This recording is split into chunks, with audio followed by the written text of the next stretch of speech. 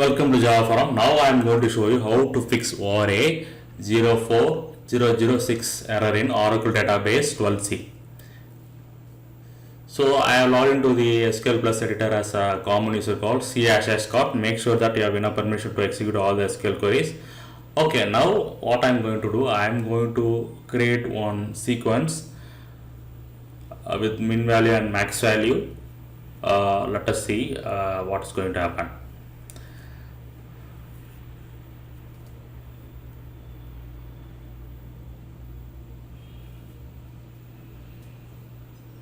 Yes, you can see that ORA-04006 start with cannot be less than min value error is thrown.